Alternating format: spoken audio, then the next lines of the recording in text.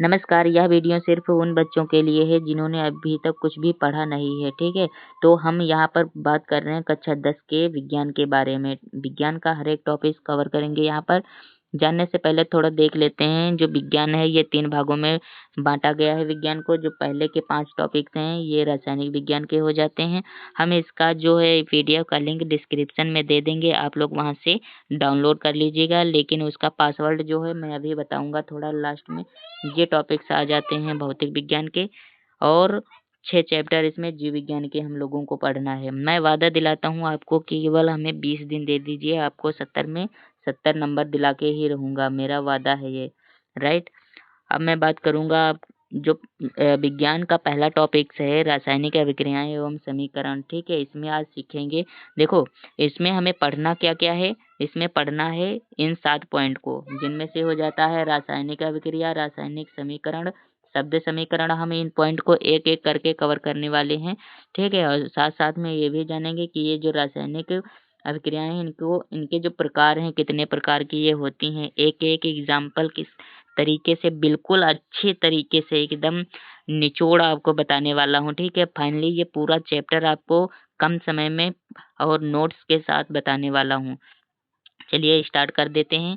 ये जो रासायनिक अभिक्रिया है, ठीक है? जब 2 या 2 से अधिक पदार्थ आपस में क्रिया करके नया पदार्थ बनाते हैं तो इसे रासायनिक अभिक्रिया कहते हैं। क्या कहते हैं? रासायनिक अभिक्रिया कहते हैं। जैसे लोहा ऑक्सीजन, मतलब जब लोहा को हम एनवायरनमेंट में ऐसे ही छोड़ देते हैं तो उसमें का ऑक्सीजन की उपस्थिति में उसमें थोड़ा-थोड़ा जंग लगने लगता है, या क्या कहलाता है? या कहलाता है रासायनिक अभिक्रिया के एग्ज़ाम्पल हो जाते हैं, ठीक है? अब पदार्थ की बात करें तो वो सभी चीज़ें जिनको हम देख सकते हैं या छू सकते हैं या फिर महसूस कर सकते हैं, वे सभी चीज़ें क्या कहलाती हैं? पदार्थ कहलाती हैं, ठीक है? अब बात कर लेते हैं जैसे हवा, जल हो गया, है ना? ये सब इसका लिंक जो है पीडीएफ का जो लिंक है मैं डिस्क्रिप्शन में दे दूँगा, वहाँ से डाउनलोड कर लीजिएगा आप लोग, ठीक है? अब बात कर लेते हैं ये जो रासायनिक अभिक्रियाएँ हैं ये कितने प्रकार की होती हैं? तो 5-6 प्रकार की होती हैं, ठीक है? संयोजन अभिक्रिया, अपघटन अभिक्रिया, विस्थापन, द्विविस्थापन, ठीक है? ऑक्सीकरण और अपचयन, इनको एक-एक करके हम डिस्कशन करने वाले हैं। अब बात कर रहे हैं पहला जो है संयोजन अभिक्रिया, ठीक है? संयोजन अभिक्रिया में का मतलब होता है कि 2 पदार्थ आपस में जुड़ जाते हैं, ठीक है? जिस पदार्थ में देखो, जिस अभिक्रिया में 2 या 2 से अधिक पदार्थ मिल कर के एक ही पदार्थ बनाते हैं, उसे क्या कहते हैं? संयोजन अभिक्रिया कहते हैं। मैंने बताया इसका मतलब क्या होता है? जोड़ना। एग्ज़ाम्पल के तौर पर ये समझ लीजिए, ये कैल्शियम ऑक्साइड की क्रिया जब जल से होती है तो कैल्शियम हाइड्रोक्साइड बनाता है। मतलब ये 2 जो यौगिक हैं, 2 यौगिक मिल कर के एक ही यौगिक का निर्माण करते हैं। इसे क्या कहते हैं? संयोजन अभिक्रिया कहते हैं, ठीक है?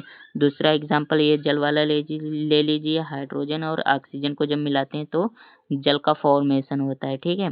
अब बात करते हैं अपघटन अभिक्रिया। अपघटन का मतलब होता है कोई एक तत्व है विभाजित होकर 2 तत्व बना देता है, ठीक है? जिस अभिक्रिया में एक यौगिक टूट करके 2 या 2 से अधिक पदार्थ बनाता है उसे क्या कहते हैं? उसे अपघटन अभिक्रिया कहते हैं। ये एग्ज़ाम्पल रहा कैल्शियम कार्बोनेट को यदि हम हीट करते हैं, ठीक है, गर्म करते हैं तो वो 2 अणुओं में टूट जाता है।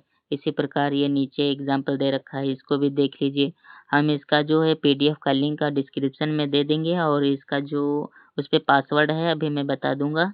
पहले थोड़ा-सा पढ़ लीजिए, ठीक है? विस्थापन की जो क्रिया, विस्थापन का मतलब होता है कि कोई एक पदार्थ है, वो बहुत क्रियाशील है और कोई बेचारा कमज़ोर है, ठीक है?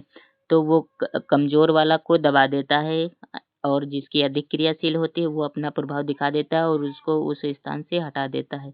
वही यहाँ पर लिखा है, जो जो जिंक है ये क्या करता है? ये अधिक क्रियाशील है, और ये कॉपर यहाँ पर कम क्रियाशील है, तो ये जिंक वाला कॉपर की जगह ले लेता है। यहाँ पर देखो जिंक सल्फेट हो गया, और ये जो है Cu यानी कि कॉपर को बाहर निकाल देता है। थोड़ा-सा इसके बारे में पढ़ लेते हैं। तो जो जिस क्रिया में मतलब जिस अभिक्रिया में अधिक क्रियाशील तत्व कम क्रियाशील तत्व को उसके यौगिक से हटा देते हैं, ठीक है? वो क्रिया क्या कहलाती है? विस्थापन क्रिया कहलाती है। अच्छा, ये बात करते हैं मतलब कम क्रियाशील और अधिक क्रियाशील मतलब कौन से यौगिक होंगे, हम उनको कैसे जानेंगे? तो थोड़ा-सा इसके बारे में भी पढ़ लेते हैं। ये देखो आवर्त सारणी है, हम इसका भी लिंक पीडीएफ में दे देंगे, लेकिन थोड़ा-सा इसको समझा देते हैं। आप ये पीडीएफ या आप ये जो आवर्त सारणी है इसको याद कर लीजिए। इसमें कोई भी तत्व को यदि हम ले लें, मान लो यहाँ एग्जाम्पल में तो जिंक और सी यानी कि कॉपर दे रखा है, ठीक है। तो जो ऊपर होगा, हम बात कर रहे हैं जैसे कैल्शियम मैग्नीशियम की, तो जो ऊपर होगा वो अधिक क्रियाशील होगा और जो नीचे वाला होगा वो कम क्रियाशील होगा यानी कि निगेटिव होगा, ठीक है। और ऊपर वाला अधिक क्रियाशील होगा। तो मतलब जिसकी रिएक्शन करवाएंगे वहां पर तो अधिक क्रियाशील वाला कम क्रियाशील वाले को दबा देगा। एग्जाम्पल के तौर पर ये जो नीचे लिखा है मैंने जिंक का ही, जिंक और कॉपर का ही एग्जाम्पल लिखा है, ठीक है।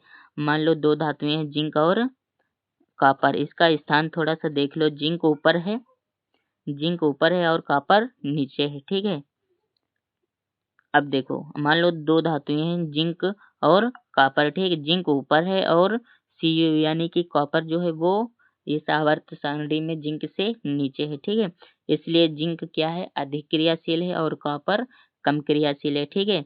फाइनली कंक्लूजन क्या निकलता है, ये जिंक वाला जो है ये कॉपर की जगह घेर लेता है, कॉपर को हटा देता है, ठीक है। यहाँ से हटा देता है, फाइनली बन क्या जाता है, जिंक सल्फेट बन जाता है। और ये जो कॉपर है ये बेचारा इधर चला जाता है क्योंकि ये कम क्रियाशील है, ठीक है। ओवरऑल हमने क्या जाना कि जिंक ने Cu को बाहर निकाल दिया। क्यों क्यों निकाल दिया, क्योंकि जिंक जिंक जो है अधिक क्रियाशील है, क्या है, अधिक क्रियाशील है, ठीक है। अब जो विस्थापन की बात करते हैं, देखो वो तो था विस्थापन, और यहाँ बात करेंगे हम द्विविस्थापन की। द्विविस्थापन का मतलब होता है कि कोई एक पदार्थ है लेकिन वो आपस में अदला बदली कर लेता है, ठीक है। उसको क्या कहते हैं, द्विविस्थापन कहते हैं। देखो जिस अभिक्रिया में दो यौगिक आपस में अपने अपने आयन या भाग बदलकर दो नए यौगिक बनाते हैं उसको द्विविस्थापन अभिक्रिया कहते हैं। क्या कहते हैं, द्विविस्थापन अभिक्रिया कहते हैं। ये जो है सोडियम सल्फेट और ये बोरियम सल्फेट, ये अपने अपने आयन इधर से उधर एक्सचेंज कर ले हैं या भाग कह लीजिए, आपस में बांट लेते हैं, अदल बदली कर लेते हैं, ठीक है। यह क्रिया क्या कहलाती है, यह क्रिया द्विविस्थापन कहलाती है, ठीक है। अब बात करते हैं ऑक्सीकरण और अपचयन की।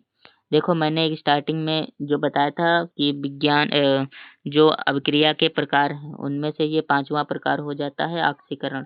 इसके बाद हम अपचयन पढ़ेंगे। देखो जिस अभिक्रिया में ऑक्सीजन जुड़ जाती है और हाइड्रोजन निकल जाता है, ठीक है, उस अभिक्रिया को क्या कहते हैं, ऑक्सीकरण अभिक्रिया कहते हैं। जैसे कि MgO, देखो ये है मैग्नीशियम, मैग्नीशियम में जब ऑक्सीजन की क्रिया करवाई जाती है तो मैग्नीशियम ऑक्साइड बन जाता है, यानी कि इसमें ऑक्सीजन जुड़ जाता है, प्लस हो जाता है। इस क्रिया को कहते हैं ऑक्सीकरण क्रिया, ठीक है। यहीं पर अगर बात करें अपचयन अभिक्रिया, तो जो अपचयन अभिक्रिया होती है इसमें थोड़ा सा दिख नहीं रहा है लेकिन अब मैं इसका लिंक PDF में डाल दूंगा। इसमें क्या होता है, इसका उल्टा होता है। उल्टा क्या होता है कि उसमें ऑक्सीजन जुड़ता है लेकिन इसमें ऑक्सीजन जुड़ता बिल्कुल नहीं है, ठीक है। इसमें क्या होता है, ऑक्सीजन का निकल जाता है, ऑक्सीजन जोड़ा नहीं जाता, ऑक्सीजन निकल जाता है, ठीक है। इसका लिंक मैं डाल दूंगा, थोड़ा सा टेक्निकल प्रॉब्लम की वजह से ये आ नहीं रहा है। अब बात करते हैं रेडॉक्स अभिक्रिया। रेडॉक्स अभिक्रिया वह अभिक्रिया होती है जिसमें अपचयन व क्या ऑक्सीकरण दोनों क्रियाएं होती हैं। अपचयन का मतलब ऑक्सीजन का जो ऑक्सीकरण होता है उसका मतलब ऑक्सीजन का जुड़ना, ऑक्सीजन का मिल जाना, और जो अपचयन की क्रिया होती है उसमें क्या, ऑक्सीजन का निकल जाना। तो यहाँ फाइनली एक एग्जाम्पल रखा था मैंने, वो अभी दिख नहीं रहा PDF में। यहाँ से ये ऑक्सीजन की मतलब क्रिया होती है, ऑक्सीजन इसमें जुड़ जाता है इसलिए क्या होता है, ये ऑक्सीकरण होता है। और यहाँ से ये कॉपर के साथ जो O लगा है ये निकल जाता है। PDF में आप लोग देख लीजिएगा, बहुत अच्छे तरीके से दिखा है, ठीक है। और इस PDF का नाम जो पासवर्ड है वो है 7308H, ठीक है। ये पासवर्ड रखा है मैंने इस PDF का, आप अच्छे से पढ़िए, कोई टेंशन बेफिक्र ना रहिए। आप हमको केवल 20 दिन दे दीजिए, मैं वादा दिलाता हूँ 70 में 70 नंबर आपके आएंगे, ठीक है। ये टॉपर्स की नोट बनाई है बच्चा, ठीक है।